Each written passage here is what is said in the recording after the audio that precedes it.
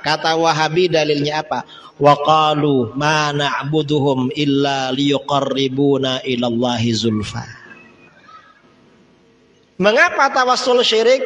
Orang-orang musyrik bilang, kami tidak menyembah berhala-berhala itu kecuali agar berhala-berhala itu mendekatkan kami kepada Allah dengan sedekat-dekatnya. Nah, orang yang bertawassul dengan nabi dan wali itu kan tujuannya agar dekat kepada Allah. Ini namanya merubah Al-Quran. Mengapa merubah? Orang musyrik itu memang menyembah berhala. Sedangkan orang bertawassul dengan nabi dan wali itu tidak menyembah nabi dan wali, tapi bertawassul. Tawassul bukan menyembah, karena tawassul anjuran Al-Quran, perintah Al-Quran. Wabtaghu ilaihil wasilah, carilah wasilah. Itu kan tawassul itu. Ajaran Al-Quran dirubah sama Wahabi.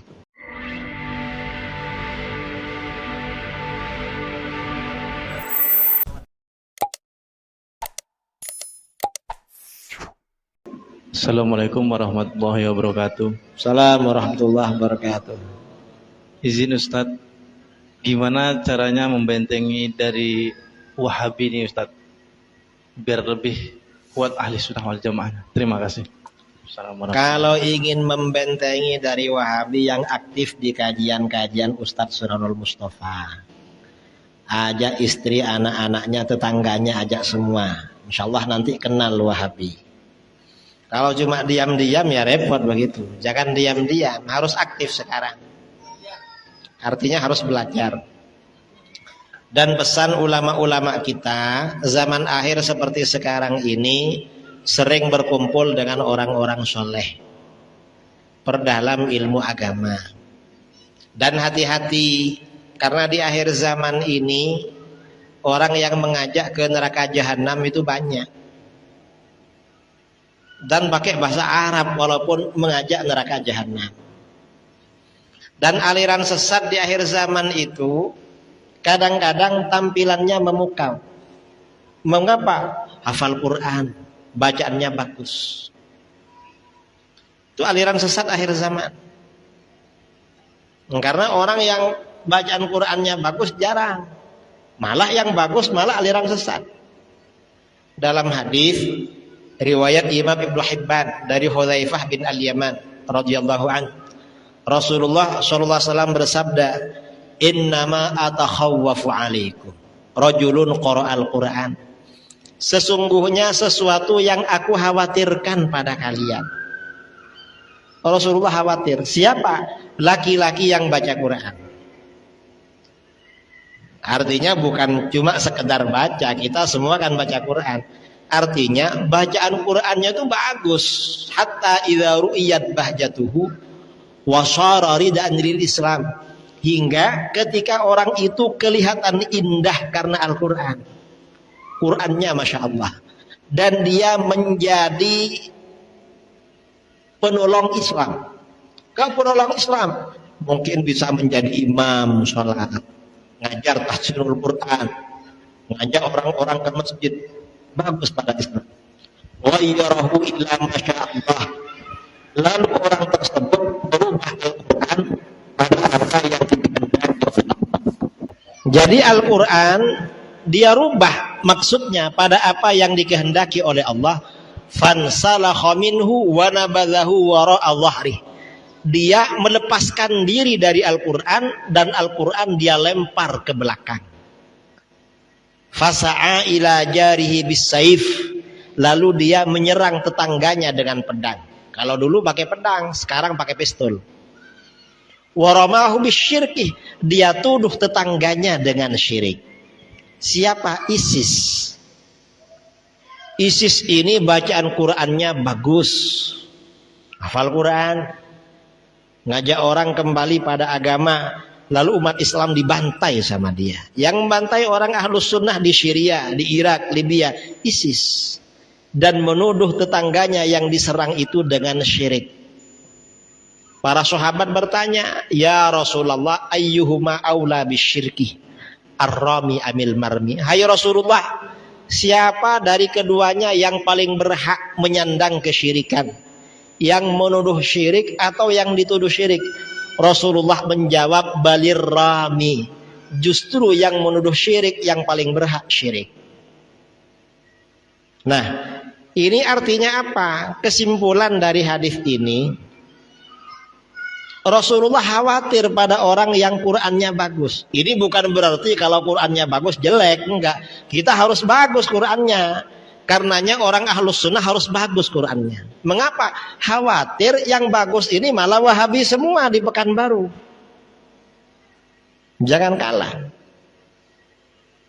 Rasulullah mengkhawatirkan orang Qur'annya sudah bagus, menjadi penolong Islam, indah karena Al-Quran, justru merubah ajaran Al-Quran. Ajaran Al-Quran dia buang ke belakang.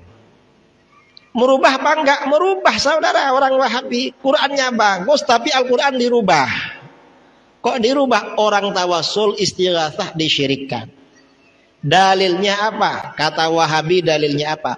Wa qalu ma na'buduhum illa liyuqarribuna ilallahi zulfa. Mengapa tawassul syirik? Orang-orang musyrik bilang, kami tidak menyembah berhala-berhala itu kecuali agar berhala-berhala itu mendekatkan kami kepada Allah dengan sedekat-dekatnya. Nah, orang yang bertawassul dengan nabi dan wali itu kan tujuannya agar dekat kepada Allah. Ini namanya merubah Al-Quran. Mengapa merubah? Orang musyrik itu memang menyembah berhala.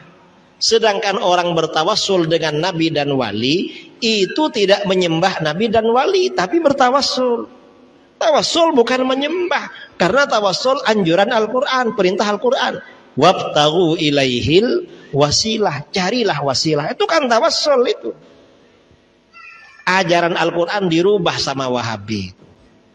Mereka Qurannya bagus. Artinya apa? Hati-hati di akhir zaman. Jangan karena dia Qurannya bagus, lalu kita ikut semua pada ucapannya.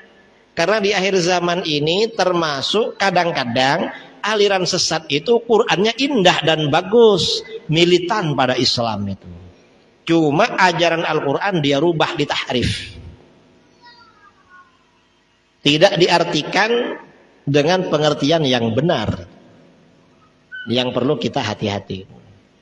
Karenanya kita bentengi anak-anak kita, saudara-saudara kita, selamatkan dari Wahabi dan bahaya. Dan jangan enteng ya, apatis pada ini. Karena orang ini kalau punya anak disekolahkan ke lembaga Wahabi, berarti calon anak durhaka pada orang tua. Saya sering nyampaikan di mana-mana, kalau anaknya sekolah di lembaga Wahabi, calon anak durhaka pada orang tua. Mengapa durhaka? Ini banyak kejadian di Sulawesi. Ada orang anaknya masuk SD Wahabi, dapat 6 bulan, anaknya bilang sama bapaknya, ayah ini sesat. Kenapa? Ayah ikut tahlil, sesat. Dapat 2 minggu bilang lagi sama ayahnya, ayah ini kok sesat sih? Kenapa? Ayah ikut maulid Nabi, sesat itu ya. Kalau ada orang berani menyesatkan bapaknya, itu anak berbakti atau durhaka. Durhaka. Begitu ayahnya meninggal, ada orang Wahabi di Surabaya sama di Sulawesi. Ayahnya meninggal, diantar ke pemakaman. Anaknya ikut. Begitu ustadz yang ada di situ mau baca talqin, anaknya marah-marah. Gak usah dibacakan talqin. Sesat. Akhirnya keluarga dan masyarakat yang lain sepakat baca talqin. Karena sepakat baca talqin, anaknya dan 2 orang temannya pergi meninggalkan proses pemakaman itu sambil tertawa terbahak-bahak. Gak sopan saudara, gak ada adab. Ini tahun kemarin sebelum puasa, saya ngisi di Bintaro di masjid. Saya bilang, jangan masukkan anak di lembaga Wahabi, nanti anaknya durhaka. Selesai ceramah, sopir yang ngantar saya cerita, betul Pak Kiai, Kenapa? Itu Bapak Ano itu dulu membanggakan anaknya. Karena begitu masuk ke lembaga itu, rajin ke masjid, hafal sekian surat. Sekarang ini sering nangis orang tuanya. Mengapa? Ditinggalkan sama anaknya. Gak berbakti sama kedua orang tuanya.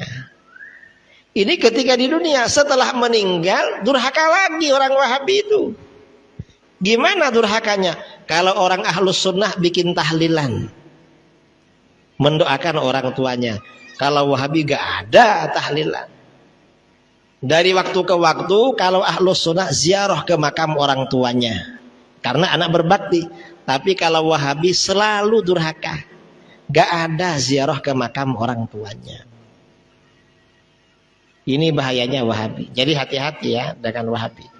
Dan hati-hatilah. Karena di akhir zaman ini, kadang-kadang aliran sesat itu Qur'annya bagus.